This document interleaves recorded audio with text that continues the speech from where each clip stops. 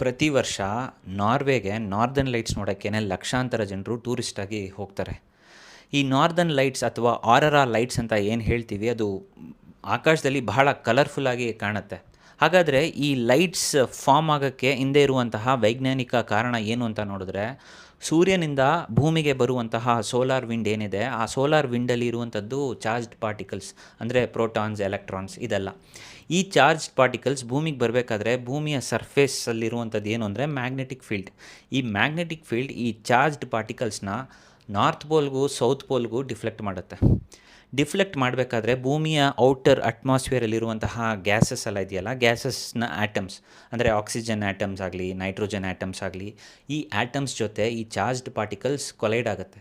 ಈ ಕೊಲಿಷನಲ್ಲಿ ಫಾರ್ಮ್ ಆಗುವಂತಹ ಲೈಟ್ಸೇ ಈ ಆರರಾ ಲೈಟ್ಸ್ ಅನ್ನೋದು. ಸೊ ನಾರ್ತ್ ಪೋಲಲ್ಲಿ ಕಾಣುವಂತಹ ಲೈಟ್ಗೆ ಆರರಾ ಬೋರಿಯಾಲಿಸ್ ಅಂತ ಹೇಳ್ತಾರೆ, ಸೌತ್ ಪೋಲಲ್ಲಿ ಕಾಣುವಂತಹ ಲೈಟ್ಸ್ಗೆ ಆರರಾ ಆಸ್ಟ್ರಲಿಸ್ ಅಂತ ಹೇಳ್ತಾರೆ. ಎಲ್ಲೆಲ್ಲಿ ಈ ನಾರ್ದರ್ನ್ ಲೈಟ್ಸ್ ಅಂತ ಏನು ಹೇಳ್ತೀವಿ, ಇದು ಎಲ್ಲೆಲ್ಲಿ ಕಾಣುತ್ತೆ ಅಂದರೆ ಈ ನಾರ್ತ್ ಪೋಲ್ ಹತ್ರ ಇರುವಂತಹ ರಾಷ್ಟ್ರಗಳು, ಅಂದರೆ ನಾರ್ವೆ, ಸ್ಕ್ಯಾಂಡಿನೇವಿಯನ್ ಕಂಟ್ರೀಸ್ ಎಲ್ಲ ಇದೆಯಲ್ಲ, ನಾರ್ವೆ, ಸ್ವೀಡನ್, ಅದೇ ರೀತಿ ಗ್ರೀನ್ಲ್ಯಾಂಡ್, ಐಸ್ಲ್ಯಾಂಡ್, ಅಂಟಾರ್ಟಿಕಾ, ಆಮೇಲೆ north western part of Russia, ಇದೆಲ್ಲ ನಾರ್ತ್ ಪೋಲ್ ಹತ್ರ ಇರುವಂಥದ್ದು. ಅದೇ ರೀತಿ ಕೆನಡಾದಲ್ಲಿ ಒಂದು ಜಾಗ, ಅಲಾಸ್ಕಾ, ಇಲ್ಲೆಲ್ಲ ಕಾಣುತ್ತೆ. ಸೌತ್ ಪೋಲ್ ಹತ್ರ ಇರುವಂತಹ ರಾಷ್ಟ್ರಗಳು ಅಂತ ನೋಡಿದ್ರೆ ಆಸ್ಟ್ರೇಲಿಯನ್ ಕಾಂಟಿನೆಂಟ್ಗೆ ಸೇರಿದಂತಹ ತಾಸ್ಮೇನಿಯಾ, ಆಮೇಲೆ ನ್ಯೂಜಿಲೆಂಡಲ್ಲಿರುವಂಥ ಕೆಲವೊಂದು ಜಾಗಗಳು, ಇಲ್ಲೆಲ್ಲ ಈ ಆರರಾ ಆಸ್ಟ್ರಲಿಸ್ ಅನ್ನೋ ಸೌತ್ ಪೋಲಲ್ಲಿ ಕಾಣುವಂತಹ ಲೈಟ್ಸ್ ಅನ್ನೋದು ಕಾಣುತ್ತೆ. ಸೊ ಒಂದು ಎಕ್ಸಾಂಪಲ್ ಕೊಡಬೇಕು ಅಂದರೆ, ಒಂದು ನಿಯಾನ್ ಲೈಟಲ್ಲಿ ಇರುವಂತಹ ಗ್ಯಾಸಸ್, ಅದರಲ್ಲಿ ಫ್ಲೋ ಆಗುವಂತಹ ಎಲೆಕ್ಟ್ರಾನ್ಸ್ ಹೋಗಿ ನಿಯಾನ್ಗೆ ಕೊಲೈಡ್ ಆಗಬೇಕಾದ್ರೆ ಡಿಫ್ರೆಂಟ್ ಕಲರ್ಸ್ ಪ್ರೊಡ್ಯೂಸ್ ಮಾಡುತ್ತೆ. ಅದೇ ಫಿನಾಮಿನನೇ ಈ ನೇಚರಲ್ಲಿ ಆಗುವಂಥದ್ದು. ಮೊನ್ನೆ ಲಡಾಖಲ್ಲಿ ಕೂಡ ಈ ರೀತಿಯ ಆರರಾ ಲೈಟ್ ಒಂದು ಕಾಣ್ತು ಅಂತ ಹೇಳಿದ್ರು. ಅಲ್ಲಿ ಹೋದಂತಹ ಟೂರಿಸ್ಟ್ ಎಲ್ಲ ಬಹಳ ಲಕ್ಕಿ ಅಂತ ಹೇಳ್ಬೋದು. ಏನಕ್ಕೆ ಅಂದರೆ ಈ ವಿಸ್ಮಯಕಾರಿಯಾದಂತಹ ಲೈಟ್ಸನ್ನು ನೋಡೋಕ್ಕೆ ನಾರ್ವೆಗೆ ಹೋಗ್ತಾರೆ, ಬಟ್ ಲಡಾಖಲ್ಲೇ ಇದು ಕಂಡಿದೆ ಅನ್ನೋದು ಬಹಳ ಆಶ್ಚರ್ಯ. ಇತಿಹಾಸದಲ್ಲೇ ಈ ರೀತಿಯ ಒಂದು ವಿಷಯ ಲಡಾಖಲ್ಲಿ ನಡೆದಿಲ್ಲ ಅಂತ ಹೇಳ್ತಾರೆ.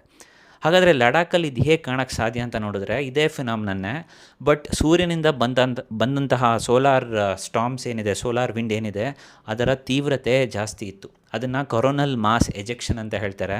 ಆ ತೀವ್ರತೆ ಜಾಸ್ತಿ ಇದ್ದಿದ್ದರಿಂದ ಈ ಕೊಲ್ಯೂಷನ್ ಏನಿದೆ ಅದರ ತೀವ್ರತೆ ಕೂಡ ಜಾಸ್ತಿ ಆಗುತ್ತೆ. ಮ್ಯಾಗ್ನೆಟಿಕ್ ಫೀಲ್ಡಿಂದ ಡಿಫ್ಲೆಕ್ಟ್ ಆಗಿ ನಾರ್ತ್ ಪೋಲ್ ಸೌತ್ ಪೋಲ್ಗೆ ಹೋಗಿ ಅಲ್ಲಿರುವಂತಹ ಆಕ್ಸಿಜನ್, ನೈಟ್ರೋಜನ್ ಆ್ಯಟಮ್ಸ್ ಜೊತೆ ಈ ಚಾರ್ಜ್ಡ್ ಪಾರ್ಟಿಕಲ್ಸ್ ಎಲ್ಲ ಕೊಲೈಡ್ ಆಗಬೇಕಾದ್ರೆ ಅದರ ತೀವ್ರತೆ ಜಾಸ್ತಿ ಇತ್ತಂತೆ. ಆ ತೀವ್ರತೆ ಜಾಸ್ತಿ ಇದ್ದಿದ್ದರಿಂದನೇ ಲಡಾಖ್ವರೆಗೂ ಕೂಡ ಈ ರೀತಿಯ ಆರರಾ ಲೈಟ್ಸ್ ಒಂದು ಕಾಣ್ತು ಅಂತ ಹೇಳ್ತಾರೆ. ಲಡಾಖ್ ಅನ್ನೋದು ಲೋಯರ್ ಲ್ಯಾಟಿಟ್ಯೂಡಲ್ಲಿರುವಂತಹ ಜಾಗ. ನಾರ್ತ್ ಪೋಲ್ಗೂ ಅಥವಾ ಸೌತ್ ಪೋಲ್ ಅಲ್ಲಿರುವಂತಹ ರಾಷ್ಟ್ರಗಳು ಹಾಗೂ ಲಡಾಖ್ ಇರುವಂತಹ ಲ್ಯಾಟಿಟ್ಯೂಡ್ ಅನ್ನೋದನ್ನ ಕಂಪೇರ್ ಮಾಡಿದ್ರೆ ಇದು ತುಂಬ ಲೋಯರ್ ಲ್ಯಾಟಿಟ್ಯೂಡಲ್ಲಿದೆ. ಬಟ್ ಆ ತೀವ್ರತೆ ಜಾಸ್ತಿ ಇದ್ದಿದ್ದರಿಂದ ಬರೀ ಗಣ್ಣಲ್ಲಿ ಲಡಾಖಲ್ಲೂ ಕಾಣ್ತು ಅಂತ ಹೇಳ್ತಾರೆ. ಲಡಾಖಲ್ಲೊಂದು ಸ್ಟೇಷನ್ ಇದೆ, ಇಂಡಿಯನ್ ಆಸ್ಟ್ರೋನಾಮಿಕಲ್ ಅಬ್ಸರ್ವೇಟರಿ ಸ್ಟೇಷನ್ ಅಂತ. ಅಲ್ಲೊಂದು ಕ್ಯಾಮರಾ ಇದೆ, ಅದೊಂದು ಸ್ಕೈ ವಾಚಿಂಗ್ ಕ್ಯಾಮರಾ, ಯಾವಾಗಲೂ ಸ್ಕೈ ನೋಡ್ತಾನೆ ಇರುತ್ತೆ. ಅದನ್ನು ಮೇಂಟೈನ್ ಮಾಡೋದು ಯಾರು ಅಂದರೆ ನಮಗೆ ಬೆಂಗಳೂರಿಗೆ ಸೇರಿದಂತಹ Indian institute of astrophysics. So ಅವರೇ ಅದನ್ನು ಮೇಂಟೈನ್ ಮಾಡ್ತಾ ಇರೋದು. ಆ ಕ್ಯಾಮರಾದಲ್ಲಿ ಬರೀ ಗಣ್ಣಿಗೆ ಕಾಣ್ದಲೇ ಇರುವಂಥ ಕಲರ್ಸ್ ಎಲ್ಲ ಕಾಣ್ತು, ಬಹಳ ವಿಸ್ಮಯಕಾರಿಯಾಗಿ ಅದಿತ್ತು ಅಂತ ಹೇಳ್ತಾರೆ. ಲಡಾಖ್ನ ಆಲ್ಟಿಟ್ಯೂಡ್ ಹಾಗೂ ಅದೇ ಲ್ಯಾಟಿಟ್ಯೂಡಲ್ಲಿದ್ದಂತಹ ಬೇರೆ ರಾಷ್ಟ್ರಗಳಲ್ಲಿದ್ದಂತಹ ಚೈನಾ ಆಗಲಿ, ರಷ್ಯಾ, ಇಲ್ಲಿ ಕೆಲವು ಜಾಗಗಳಲ್ಲೂ ಕೂಡ ಈ ಆರರಾ ಲೈಟ್ಸ್ ಅನ್ನೋದು ಕಾಣ್ತು ಅಂತ ಹೇಳ್ತಾರೆ. ಸೊ ನಾವಿಲ್ಲಿ ಏನು ಅರ್ಥ ಮಾಡ್ಕೋಬೇಕು ಅಂದರೆ, ಭೂಮಿಯ ಸುತ್ತಲೂ ಇರುವಂತಹ ಮ್ಯಾಗ್ನೆಟಿಕ್ ಫೀಲ್ಡ್ ಏನಿದೆ ಅದು ತುಂಬ ದೊಡ್ಡ ಪ್ರೊಟೆಕ್ಷನ್ ನಮಗೆ. ಒಂದು ವೇಳೆ ಆ ಮ್ಯಾಗ್ನೆಟಿಕ್ ಫೀಲ್ಡ್ ಇಲ್ಲ ಅಂದ್ಕೊಳ್ಳಿ, ಈ ಜೀವಾಧಾರನೇ ಇರ್ತಿರ್ಲಿಲ್ಲ.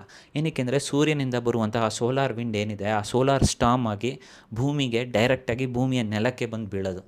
ಆವಾಗ ಇಲ್ಲಿ ಜೀವಾಧಾರನೇ ಕ್ರಿಯೇಟ್ ಆಗ್ತಿರಲಿಲ್ಲ, ಯಾಕೆಂದರೆ ರೇಡಿಯೇಷನ್ ಅಷ್ಟಿರೋದು.